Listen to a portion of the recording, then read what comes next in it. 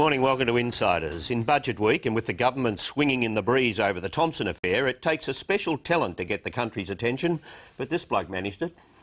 This is the Kroger of the Kroger-Costello faction. When I'm at my wit's end with him, that should tell you something. No, I don't want to have lunch with Peter anymore. The collapse of one of the country's most significant political relationships later on. But first, the week in politics that preceded that, when the federal budget competed with the increasingly urgent Thompson saga.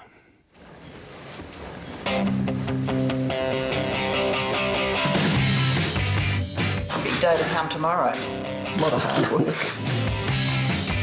It has a smell of an election budget, doesn't it? We announced new policies to spread the benefits of the boom. That delivers the school kids bonus to help with all of the costs of getting the kids to school. This is about supporting families, and what they will see is money. How is that any different to the baby bonus, for example? Well, look, they just are. They just are. And then the Shadow Treasurer, when asked what is the difference, said, and I quote, "There's a vast difference." What he's asked, well, you have to have a baby to get the baby bonus.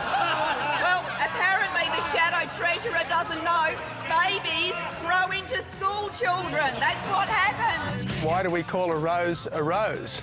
We just do.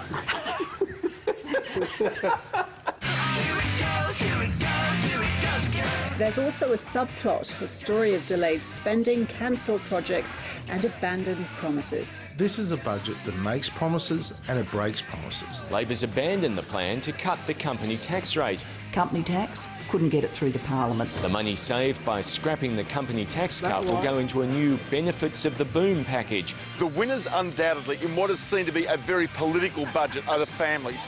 It takes from rich people, richer people and companies and so on who wouldn't spend, and it gives to people who will spend. Spoonfuls of sugar to help the medicine go down. $1,830 for those with kids, including increases in family tax benefits. It's really a confused budget. We've got a Treasurer who is confused. Good stuff, mate. How's it going? All good? Yeah, it's going well, mate. Yeah, I think people are pretty confused about this one. Next one. Next studio. Next one.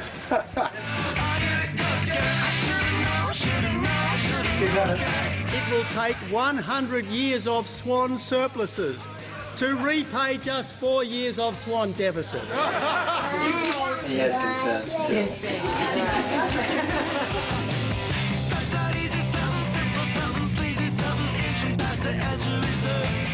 Budget week in Canberra is usually a dry affair, but no week is typical in this parliament.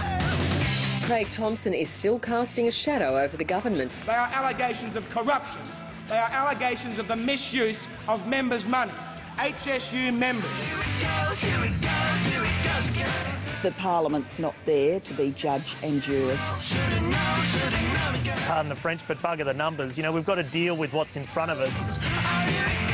It would have taken an HSU member 12 weeks of cleaning a hospital to pay for the escort services the member for Dobell is alleged to have paid for in just one night. The government trawled through the public record for a retort. And I refer to an article of January 12, 1978. The Leader of the Opposition had accusations made against him. It went through proper processes in court. He was found not guilty. That is the appropriate way that we deal with these issues. On the next sitting week is when I intend to make a statement. We are hoping to hear from Craig Thompson when he addresses Parliament in a couple of weeks. I don't know. The truth and a comprehensive response to what's a comprehensive report. If he ever makes it, I'll be delighted, but let's wait and see if he ever does.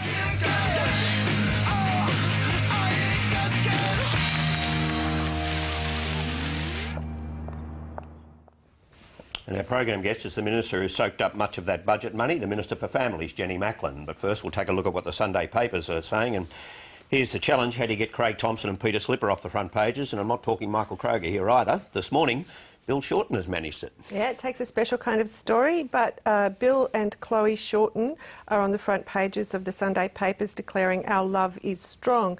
Bill and Chloe, who is of course the Governor-General's daughter, describe their marriage as loving, call for an end to the ugly personal attacks sweeping politics. In the past weeks they have been subjected to deeply hurtful smear. Now, I think obviously all of that is true in that, yes, they are a loving couple and yes, they have been subjected to deeply hurtful smear. I would contend it hasn't just been for the past weeks, but rather these rumours have been circulating now for months and months, and without any evidence of any kind that they're true. The issue is really the extraordinary way they've gone about dealing with them, which is to declare that they are still very happily married in the papers without actually saying what the rumours are. And I think, you know, that's a call that they've made. I would point out that there have been equally ugly rumours circulating about Tony Abbott for about a year now, equally without any sense or idea that they've got any foundation at all. He's chosen a different tack, which is to completely ignore them. He's decided to go that way, Nikki. It is a bit unusual when you hear the rumours, and they're so ludicrously inconsistent, some of them, from the first rumour that you heard. But he's decided to go public. One wonders why he has decided to do this now. I mean, it has been around for quite a long time. You keep hearing it from people all the time. It is quite nasty and would be very hurtful to him and to his family, obviously.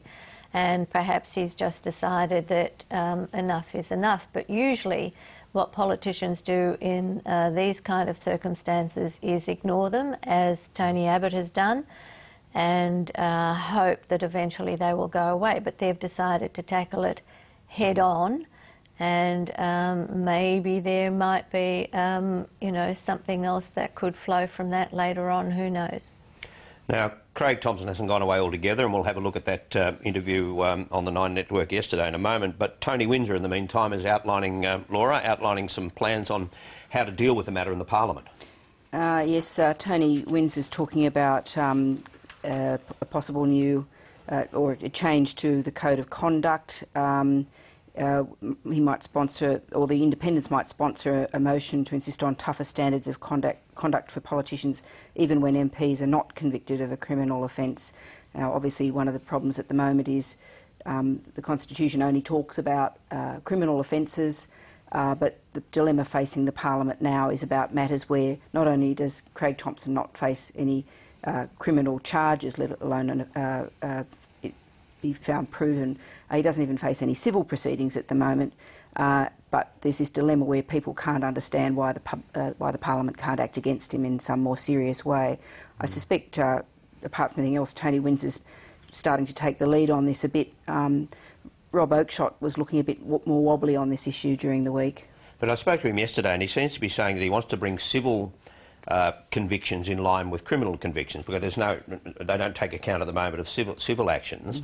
The problem with it, though, if you were to do that, and he's only talking about action being taken when these things are proven, by the way, and not just alleged, but it would require probably legislation in the first instance, if not a referendum in the longer term. But doesn't that take you then back to the problem that they have that started this whole conversation, which is that that might be a good idea, but if you can't change the Constitution quickly and you're trying to sort of enforce that by fiat of the Parliament, you're actually putting the Parliament in the position of acting as a judicial body. You know, you're hopping over the judicial processes, if you like, which is exactly the dilemma that they're in. They want to do something to show that they're very disturbed about Craig Thomson, but they don't want to sit as judge and jury. So it kind of runs into the same problem when you think it through. What is the mood, Nikki? I mean, we hear the theatre of the Parliament, but what's the mood on coalition benches? Would they really want to pursue this? I think there is a bit of concern inside the coalition. They don't want to see Parliament as judge and jury on this issue. And Nick Minchin expressed it the other day, but there are also people who are still there who have quite deep reservations about this. So it's an issue which they're going to have to play very carefully, and I think find, you know, some kind of way of stepping a bit back from that, but also, you know, appearing to do something about this issue, which everybody acknowledges has besmirched the Parliament and besmirched the reputation of other politicians. Now, You know, that is quite a serious issue. They're the ones who have to front out there every day to their constituents and to hear their constituents say, you're all the same, you're all crooks, you're all into it for your own gain, etc., etc. And the allegations that have been, or the findings that have been made against Thomson and the allegations against Slipper are quite serious, and they have to be seen to be dealing with them in a quite serious way. Now, how they find that sort of medium between not acting as judge and jury but taking action is those concerns that very some in the difficult. coalition have aren't really reflected in how Tony Abbott's approaching this issue. I mean, he's gone quite strongly down the path of, you know, Parliament needs to do something about it, the government needs to do something about it. He's not been nearly that tempered in how he's approached it. Yes, but he could be willing, say, to accept some new code of behaviour depending on how it's framed and how it's going to be applied. Would he accept a censure rather than a suspension? It's possible. Who knows? Look, I think these things are, But at you the know, end of the day, quite. it's not going to be up to him, is it? Because if as we know, 3 of the 5 crossbenchers who would be needed to suspend, you know, to suspend Thomson, say actually they have a problem with being judge and jury, then at the end of the day it's going to be something short of that which gets through the Parliament.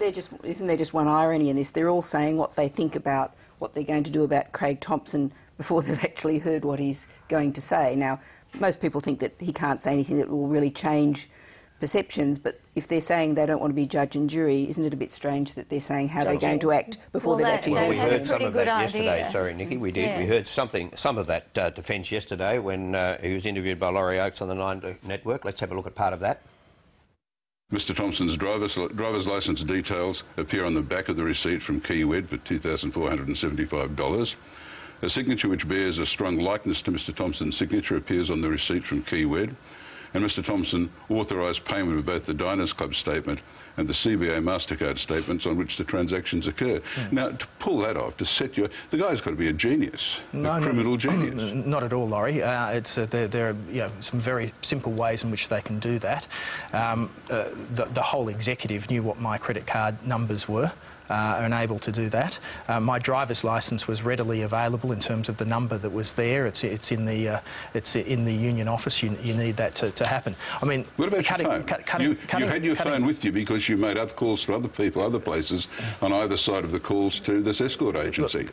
Look, someone got a clone of your phone as well and the same SIM card? Well, who is on the end of the phone is a proof of a phone call is not proof of who's on the end of the phone. I mean, cutting right through it, Laurie, it was not me. Now, apart from whether or not you're convinced by any of that, why did he do it?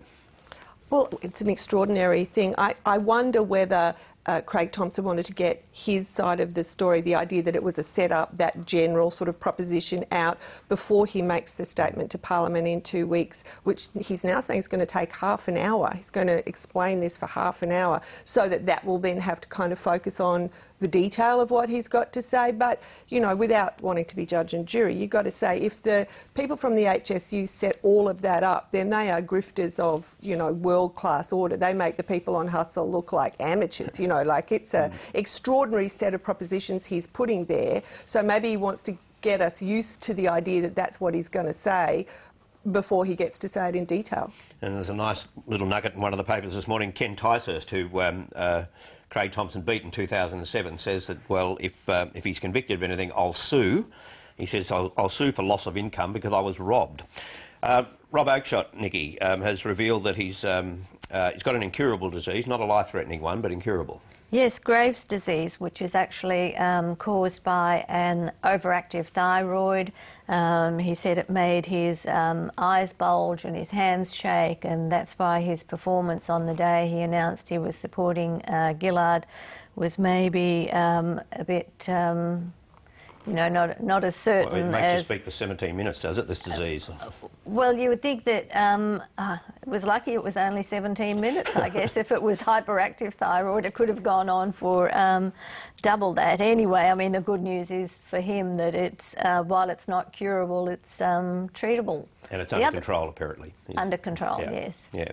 And finally, the Labor Party has come up with a rather novel recruitment drive initiative. Yes, they're launching another membership drive, $5. They're hoping to get from members to build a Mr Rabbit-proof fence around Parliament, which I suspect might not be enough on its own. I would electrify it and put landmines around it and I think we've got some various footage other to things. demonstrate that there is no such thing as an Abbott-proof fence. Anyway, he's determined. He knows how to get around. They could perhaps get out what's left of the army and circle Parliament House. That might keep him out. And the tanks. All right, well, that's the Sunday papers. And now the Minister for Families, Jenny Macklin, will join us in the studio. And as she does, here's some background on why the government is being accused of creating a class war.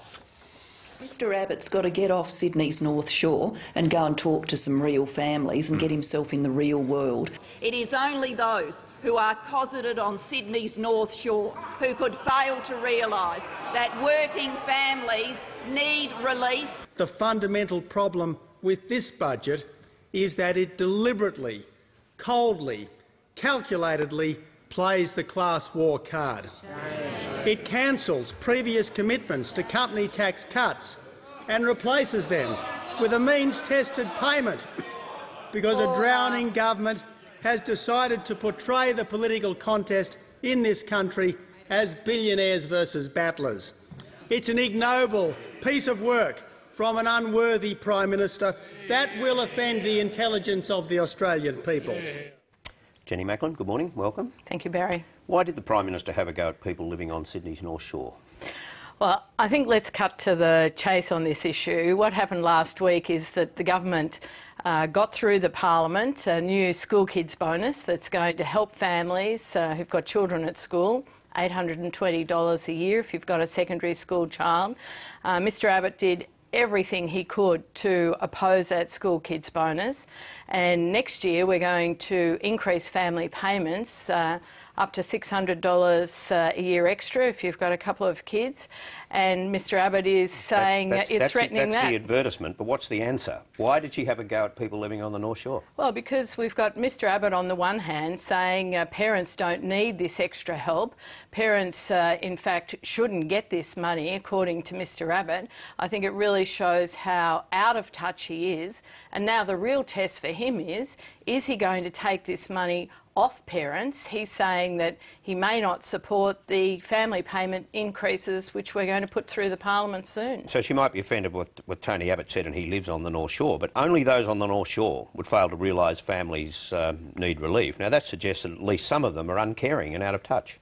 Well, there's no question that Mr Abbott is one of those. He said that the people who are not really benefiting from the boom in many parts of Australia, families who are finding it hard to make ends meet, shouldn't get the school kids bonus. Barry, they tried every single trick in the book to try and stop me getting that school kids bonus through the Parliament, wouldn't give me leave to put the bill into the Parliament. They cranked up the Speaker's list to try and stop the vote coming on. We got it through the Parliament. Parents are now going to get this money at the end of June, and it's only Tony Abbott who's out there saying parents shouldn't get it, and if they do get it, he's then insulting them and saying they'll just waste it. Well, it is true that they will get it. Why is it then that opinion polls show that the majority of people think that they'll be worse off under this budget? Well, I don't think they will be worse off. No, but they think they will. And why is that? Well, give people a little bit of time to look through the detail. I think we managed to get one bill through the Parliament last week on the school kids bonus, amongst others, but I think the important thing is for parents to be able to see the benefits that will come through, that will help them. We saw that the Liberals said no to the company tax cut that we wanted to put through the Parliament, so we decided to use that money to spread the benefits of the boom to families right around the country. He's now saying he's not sure what will happen to that money, whether or not he'll take it off parents. So I think if you look at the real contrast between what we're offering families and what Tony Abbott's threatening, parents will have a bit of a think about it. And could it be they don't get it already because there was a lot of static around in the Parliament, or because government ministers are just lousy communicators? Maybe me. I think the facts are they've got to look at the detail. People have got to have time. One of the things we do know about families, even on this Mother's Day, families are very busy, and nevertheless I think that they will benefit from this money. We know that there are many, many families finding it hard to make ends meet. That's why we decided to add this extra money so that we could help them. You call it a school kids bonus and you call it extra money, but it's something that they've been eligible for all along. How is it a bonus? Because around 1 million families weren't getting the full benefit of the education tax refund, which was the previous way we were providing help to families with the cost of education. Families weren't claiming their full entitlements. They obviously didn't like the paperwork. They didn't have the money to put out in advance. So we wanted to make the policy change. That's why we needed to get the bill through the Parliament this week so we can wrap up this year's payment, get the money out to families, and of course from January next year we'll pay it at the start of term 1 and then at the start of term 3. And then the extra family payment next year up to $800 or so, that would not have been possible if the Coalition had supported the cuts in company taxes. That's right, isn't it? That's correct. It's because the opposition opposed the company tax cut that we had that money available to us, so we decided to spread that money that is coming from the mining tax to those families who need it most. And so it wasn't your preference to deliver it in this way. It was a second best option. Well, we wanted to cut company tax. We recognised that that would be good for the economy. We couldn't get it through the Parliament, and the reason we couldn't get it through the Parliament was because the Liberal Party opposed it. Now, a sensible thing to do in that circumstance is to think, well, what should we do? How can we spread the benefits of the boom in another way? And we thought the best way was to give a family benefit increase. Now, on the Craig Thomson matter, did you see the interview yesterday and what did you make of it? I did see the interview yesterday, and I think what Mr Thomson will do in the Parliament will be, as he has said, explain his point of view. So I think that will be the next step in this matter. Was it in any way convincing and plausible to you? Well, I think the really important thing here, and listening to everybody who is being careful about this issue rather than people who are playing politics with it, they do understand how important it is that members of Parliament are not the judge and jury on this. So it's not a matter of what I think or what my judgment is. In the end, that will be a matter for the police, and if it goes there, a court. So have you made some judgments at the time that you were watching this? You don't want to share those judgments with us now? Well, I just don't think it's appropriate. I really don't. And I think there's probably a lot of people across the Parliament who also don't think it's appropriate. I think these are serious allegations, don't get me wrong, but they are allegations, and it would be a terrible thing if our Parliament becomes like a kangaroo court. They're actually findings, which goes a bit beyond allegations, doesn't it? Like a government authority looked at this for 3 years or more and came up with a whole list of findings. Sure, they are findings from Fair Work Australia, that's true, and they are serious, as I've just said. But that doesn't mean the Parliament decides whether or not a person is guilty. That has to be, it's very important for our country that that matter is dealt with, if it goes there, in a court. Well, that may be true, that it's not there for the Parliament to be judge and jury, but would it be fair for the independents to join with the Coalition and censure Craig Thomson based on what is already on the public record? Well, let's see what Mr Thomson has to say and what we do in terms of work on a code of conduct. I understand that there is already some work going on in the Senate on that matter. There's no question that the public has high expectations about our behaviour, and that's right and proper. But as to what will happen, I think we just have to let Mr Thomson make his statement. And so there might be a bit of sympathy there to raise the standards and then to apply those higher standards to all members. Well, I think everybody understands that we have high standards expected of us, and there's work going on, as I understand it, on how the code of conduct might be developed further. And again, when I mentioned the censure motion, that's quite separate to coming up with a motion that improves the standards. So my question again, do you think it would be justified on the part of the independents to join with the coalition and censure Craig Thomson? Well, I don't want to go into any of these hypotheticals. I think, as everybody has said, Mr Thomson is going to make a statement to the Parliament. Let's listen to what he has to say, and I'm sure the House of Representatives will make decisions after that. Now, how do you feel, as a senior member of the Labor Party, that Barack Obama, and now the Conservative Prime Minister of New Zealand, is way out ahead of your party on the issue of gay marriages? Well, in fact, the Labor Party at our recent national conference, of course, made it clear that we would all have a conscience vote on this matter if it comes before the Parliament. I've made clear my personal view, which is that as a matter of equality, people should be able to choose to marry if they want to. So that's my personal view, and certainly if it does come through the Parliament, that's the way I will vote. So how disappointing is it for members who share your view that Julia Gillard won't budge on it? Well, I think what's more disappointing is that right across the Parliament there won't be a conscience vote. I think this is a matter that people should be able to make their own minds up on. Yeah, but that's a separate issue to what the attitude is towards Julia Gillard on this issue within the party. I mean, you talk to people all the time. Sure. What do they feel about it?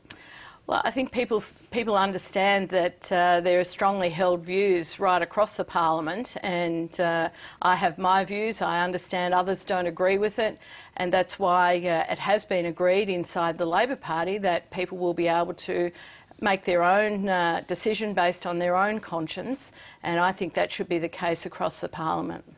Jenny Macklin, thanks for your time this morning. Appreciate Loving you isn't the right thing to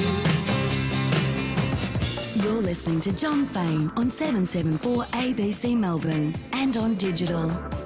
What happened with you and Peter? Well, look, John, after 35 years of being Peter's best friend, ally and supporter, even I've had enough. Even I'm at my wit's end with Peter. Great day. For 5 years he's been like a bear with a migraine headache, attacking everyone and sundry. So people have just had enough of all this criticism. People being... Well, people in the Liberal Party.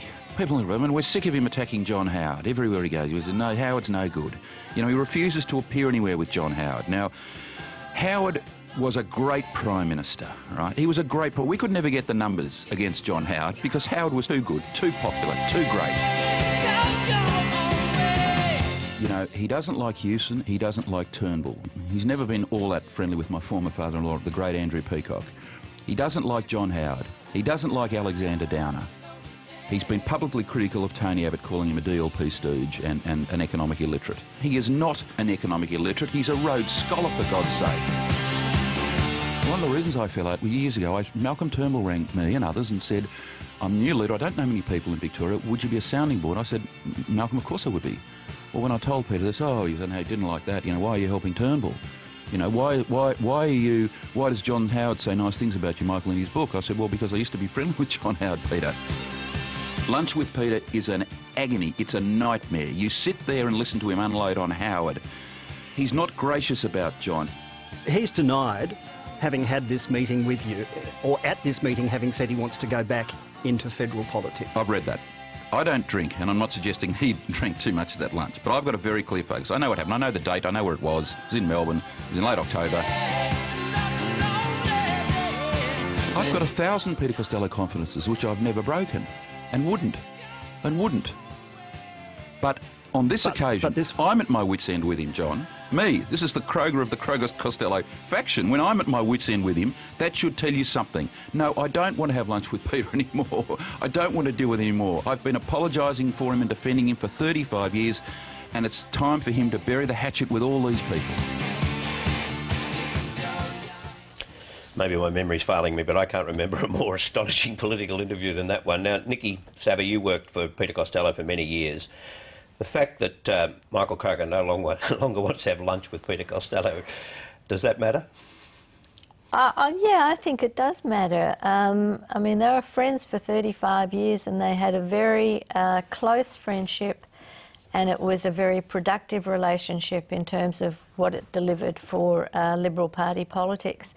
And I think the fact that it's ended in such a public way, in such an acrimonious way, is a tragedy. On a personal level, on a political level, I've got to say it's like a soap opera. You know, you can't separate that. It's can't look away.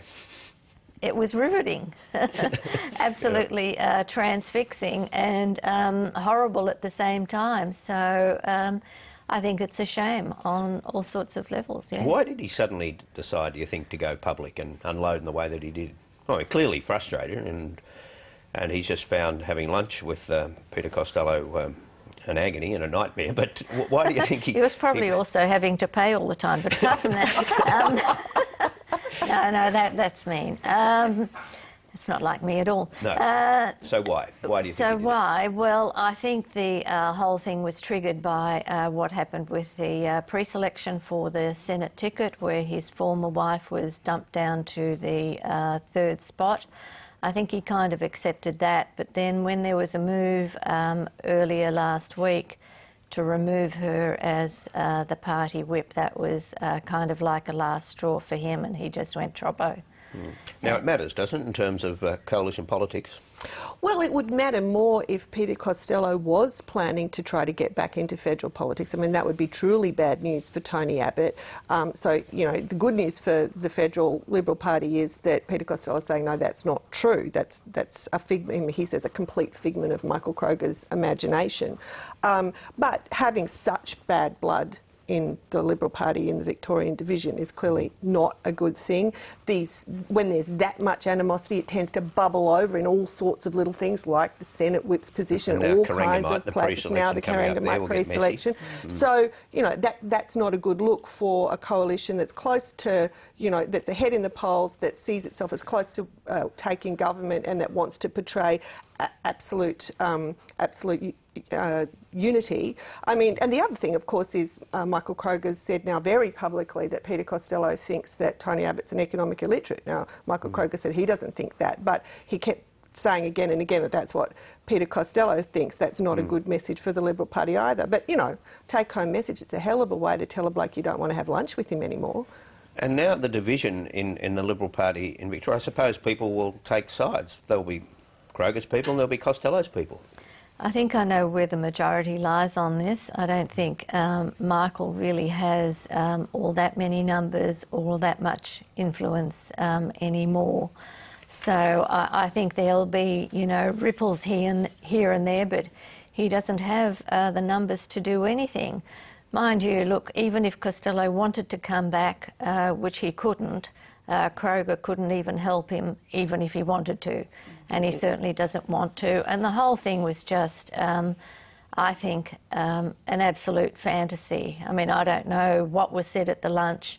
I wasn't there, but it sounded to me like two old bulls out in the pasture, reliving old glories, maybe wishing they could recreate them. You know, and well, who knows who said Michael Kroger himself was saying that he doesn't have much influence anymore, and I suppose one of the things that's interesting about it is, well, how much influence does Peter Costello really have anymore? You know, what else is going to happen in the party? Who's going to try to replace them? But all those young people have moved well away from that. I mean, they've got their own careers, their own ambitions, and they do not depend on Peter Costello or Michael Kroger to further them. But it seems to me if there is a division in Victoria at all, it's divided now down on those who used to work for Peter Costello and those who used to work for Alexander Downer, even though Downer's from South Australia, but people like Greg Hunt and Josh Frydenberg on one side, and then you've got all those Costello staffers on the other side, you know, Mitch Fifield and the rest of them. Yeah, but they intermingle. There's a lot of intermingling, like Kelly O'Dwyer and Josh Frydenberg have joint fundraising ventures. It's not like, you know, there is that kind of bitter division, or there is rivalry between them, obviously, because they're all terribly ambitious people. But I don't think, you know, it's going to spill over into the federal arena all that much. Well, it was certainly a big deal at the time. Let's have a listen to Peter Reith here, and I think the only way to describe this is Peter Reith having a Daryl Mellon moment. I just think this whole story is a complete beat-up. And to be honest with you, it also reflects a failure or a misunderstanding about what's happened in Victoria. Two blokes have lunch, apparently, when it was discussed what might happen to Peter in the future, and this apparently is supposed to be a big story. I mean, honestly, what a joke. I mean, it's just complete nonsense from start to finish.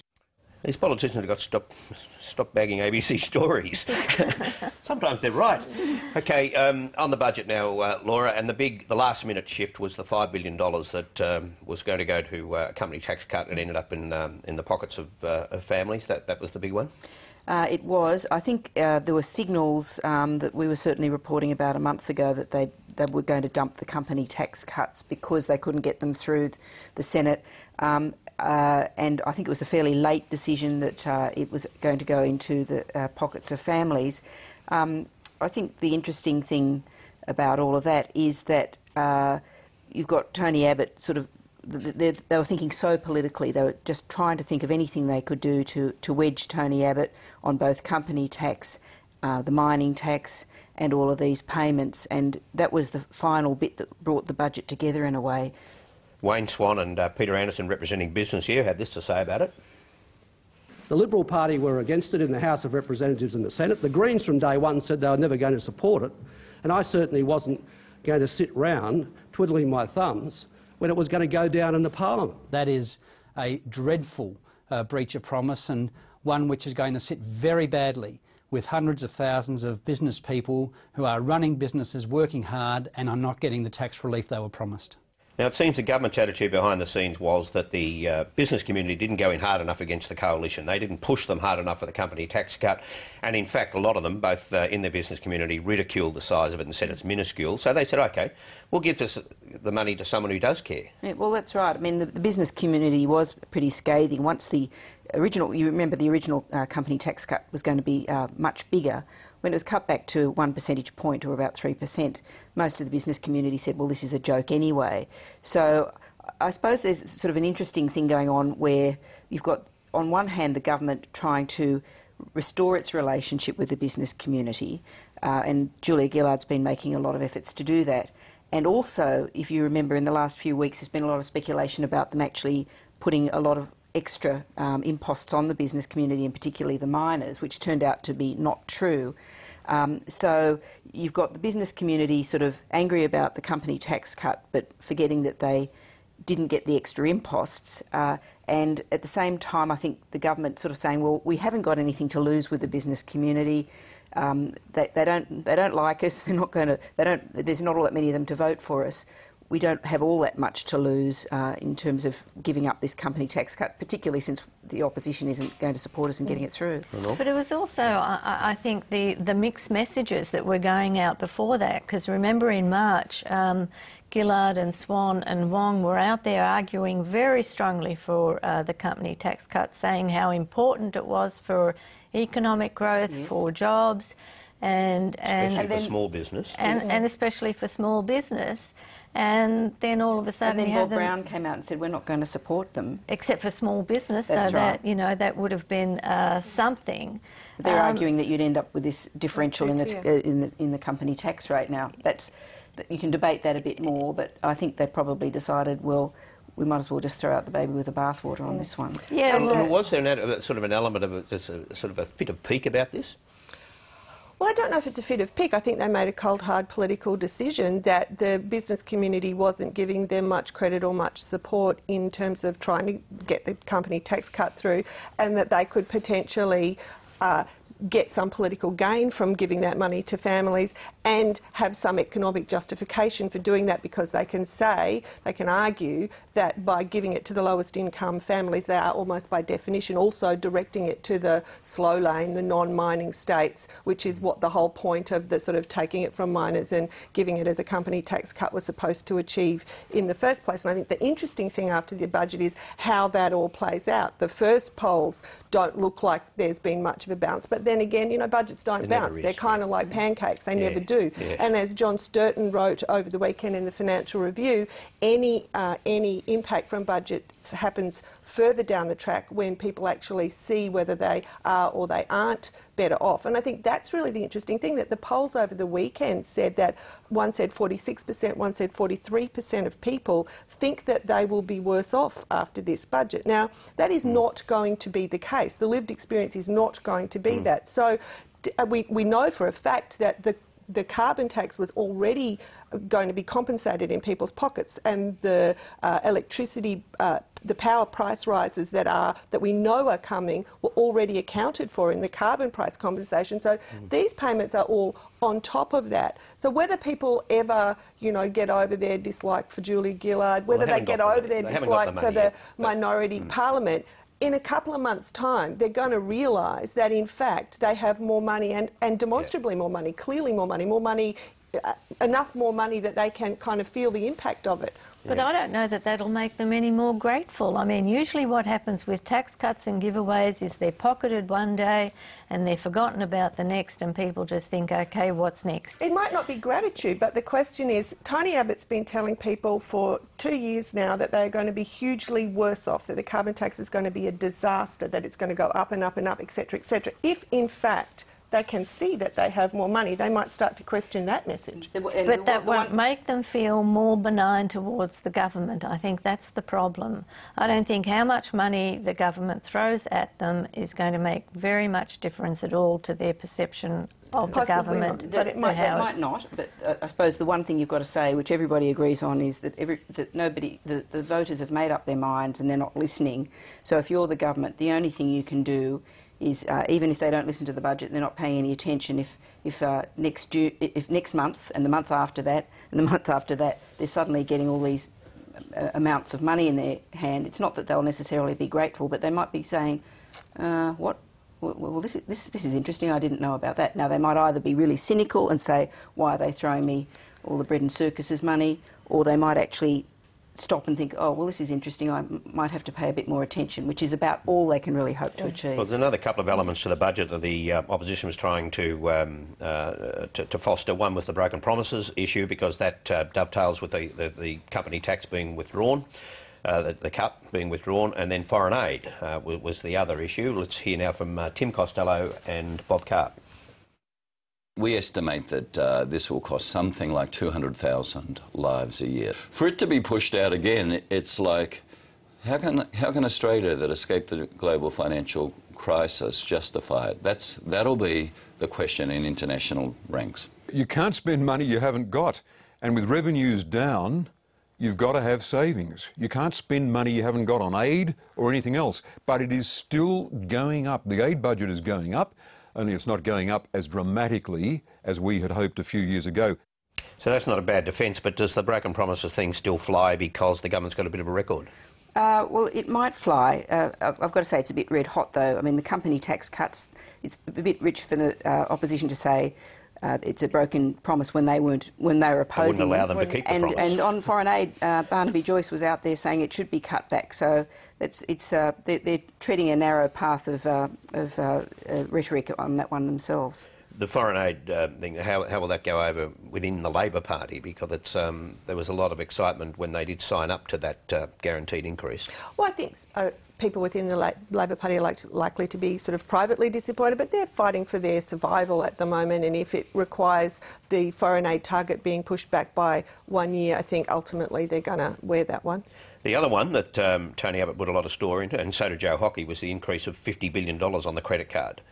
What's the reality behind that? The reality is that the bond markets are pretty relaxed about it. The argument is that because of the lumpiness of government payments, you get a big surge of rollover of government debt, which requires you to have an extra bit of space to roll over your Treasury bonds and Treasury notes. They're not all that agitated about it. It looks bad on paper, but it's something that regularly happens, and it doesn't actually mean you actually continue with those high levels of debt. Australia's net debt is 7% of GDP. You know, most other countries are 10 times that. I really think this debt crisis line doesn't fly. And in the end, Nikki, they settled on the big issue anyway, the one that they think is the most politically powerful argument, and that is the class warfare thing, aided and abetted, of course, with a lot of support from the Telegraph in Sydney. Yes, well, when the Telegraph comes out defending people on the North Shore, I think, you know, you should realise you're in trouble. I think it was a mistake on Gillard's part to launch that. You know, it invited all that kind of criticism, I think, and it gave Abbott an opportunity too, in his budget in reply speech, to counter it, to talk about his kind of values versus her kind of values. And I think all round it was just a general... But you say that it invited the media to do it, but when Tony Abbott suggested that people aren't responsible, you give them welfare and they'll end up gambling it or something, that equally could have been page one treatment, and they could have gone out to Parramatta and spoken to people and said, this is what Tony Abbott thinks that you're capable of. Well, It didn't happen that way. No, it didn't, because, you know, Gillard identified a section of Sydney that the Telegraph felt it, you know, had to come out and defend.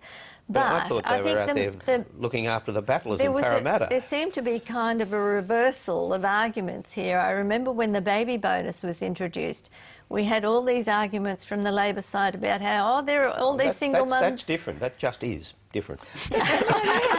Well, a rose is a rose. The whole class warfare thing, I mean, they both, you know, whoever started it, they were both engaged in it. Julia Gillard probably did make an unwise throwaway line about the North Shore. Well, it wasn't throwaway. No, I agree. It was quite deliberate, and she kept going back to it. I think the deliberate argument was billionaires versus battlers. That was the scripted line. The North Shore line, whether throwaway or not, was clearly unwise, and they're not saying it anymore, so that would probably tell you something. But the point I wanted to make is that on both sides, this has clearly got nothing to do with the actual budget, because the coalition is voting for every measure, we think, in the actual budget other than the school kids bonus. So they clearly don't think the budget is a class warfare budget because they're voting for it. And this is, as Alex Buzo would say, it's deja vu all over again, because we forget what they did last year. what they happened last year. Last year, the big debate was about whether people who are on $150,000 a year were rich or not. Yeah. And we had all of these debates, and then the coalition was talking about the politics of envy, and then they very quietly lined up and voted for all the measures anyway. And another piece of good news that kind of got lost in the everything else was jobs came in at 4.9%. This question was put to Bill Shorten. You've got people in work and you've got low inflation, you've just had an interest rate cut. Why aren't the Australian people liking your government? Well, I would say that economic trophy list, which you kindly read out, is reasons for people to have greater confidence. To paraphrase Tony Jones, I'll take your question as my answer, I think. But still, 4.9% unemployment, is that because of the way they now calculate it? What brought about such a dramatic shift? Well, I think there's been some questions about the up and down monthly terms of the numbers, but, unemployment in Australia is low. I mean, the government's getting no payback, no political payback for any of these things because of all of the mess around minority government. But the economic fundamentals are good. Now, Tony Windsor has been on television this morning explaining his position on the Craig Thomson matter. He was on Sky this morning. Let's have a listen to that.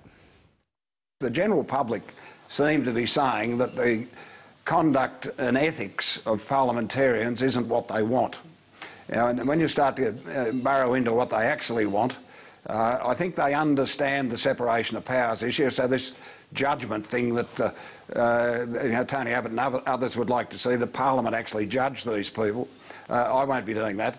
But I think they do need some changes in terms of the code of conduct, and there may well need to be some legislative change where civil as well as criminal offences have a greater impact than they do now.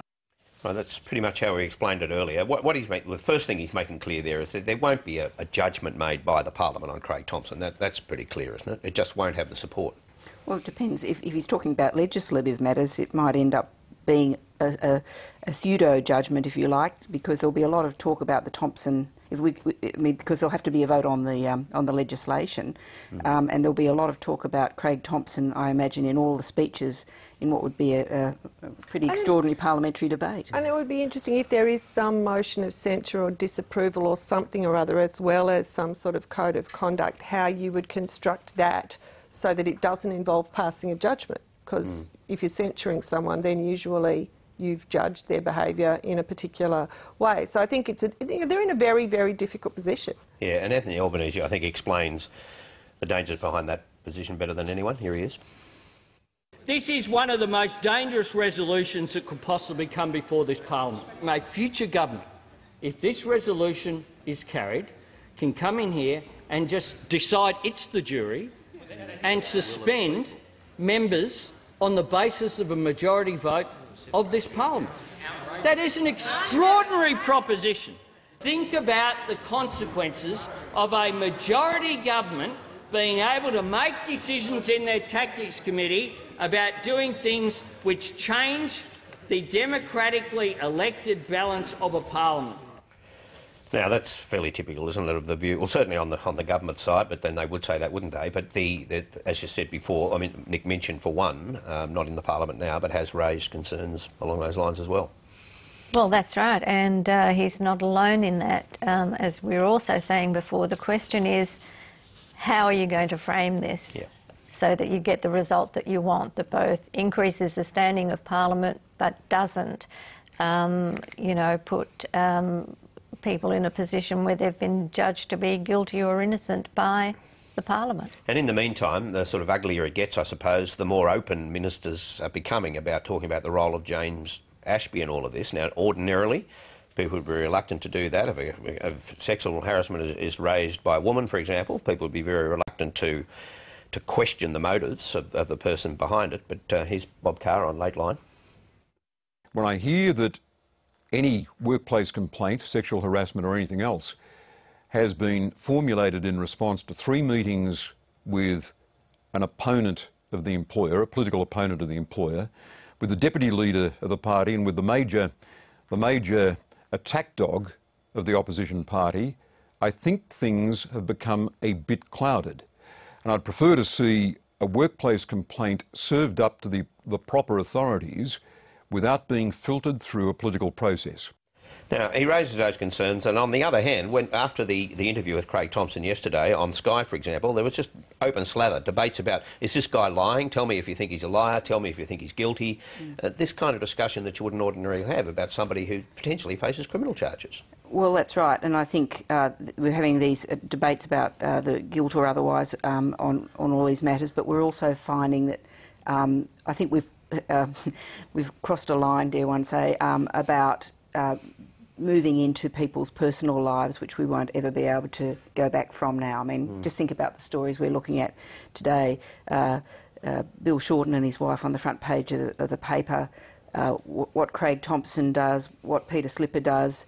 There's the ethical question about the sexual harassment case that you raised, but there's also just the question about whether we are now in the realm of British and American politics where newspapers go after people's personal lives. Yeah. And just quickly on the issue of gay marriage that I raised with Jenny Macklin, look, there must be a lot of concern within the rank and file of the Labor Party about Julia Gillard's position, and to come out so firmly against it and just reinforce a position despite what Barack Obama said. Well, I think, doesn't it just go to show that when you've got no political capital at all, you can't spend any. You can't, take any risk. You can't open another front where you have to defend a position. And, I think for that reason she probably couldn't say something different even if she was inclined to, and even though there seems to be quite a move in that direction. And it proves, doesn't it, it's not the deadly political issue that some of them in the Labor Party think it is. Well, I don't think so. There is a poll after poll showing that out in the community there is support for this.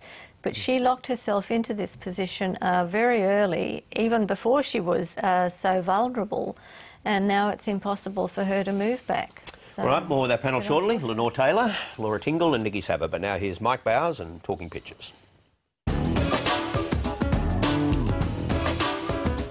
I'm Mike Bowers. I'm Director of Photography for the Global Mail. I'm talking pictures this morning with freelance political photographer Penny Bradfield. Welcome to the program, Penny. Thanks, Mike. It might be Julia Gillard's government, but it was definitely Wayne's World this week as he brought down the budget. This theatre that goes on, the lockup, it's almost a rerun every year of the same thing. Is it hard to come up with new angles? Yeah, definitely. I mean, it's a set piece from, morning right through to night. The arrival, well, the faked arrival, when he walks up into the ministerial entrance through to walking around the budget lockup speaking to journalists, and then the press conference. Julia, she gets this serene sort of look on her face when she hugs or congratulates people, Yeah. and it belies the fact that there's complete Armageddon going on. Yeah. Yeah, it's like she's thinking, can't we just hug and get along? Is this what it condenses down to? Is this what you're looking for? No, not really. I mean, it's a bit cheeky, that one, but it was just a funny moment, and I hope that she doesn't care too much. The budget is traditionally the time when the cartoonists sort of push us off the front page and they get to shine. Yeah, thank God it's only one day. John Shakespeare's done Wayne Swan as the sort of dressed in white singer with the bling, you know? Yes. And Julia going Wayne forever. Yeah. Somehow I don't think he'd croon like Obama, though. No, I don't think he could pull that one off. Slow jam the budget. Now that I would turn up to shoot. Penny, Mark Knight at the Herald Sun has done Wayne as the croupier and Julia as the gambler, putting a high stakes bet on the budget. Yes, but I think, isn't it bad luck if you cross both fingers? I think it's terrible luck and well picked up. I couldn't help but feel sorry for Craig Thompson, regardless of what he's accused of. He looked like the loneliest man in Parliament. Oh, he really did, and we had our lenses trained on him, you know, for every minute of those question times, and he knew it. Did he? Yeah, oh, you could just tell. How do you know when someone is aware of you, camera aware, I suppose you call it? When they're studiously not looking around. Yeah, right. It's not often that you get a speaker stepping aside because of this is sort of a historic thing as well, is it not? Yeah, incredible. Alex Ellinghausen, I think, really did get the picture of the week, and Absolutely. it was a bit underplayed when, as he was leaving, he darted a look over to Pyne, and I think this picture is just a fantastic political moment. Yep, it speaks volumes. It's not over yet.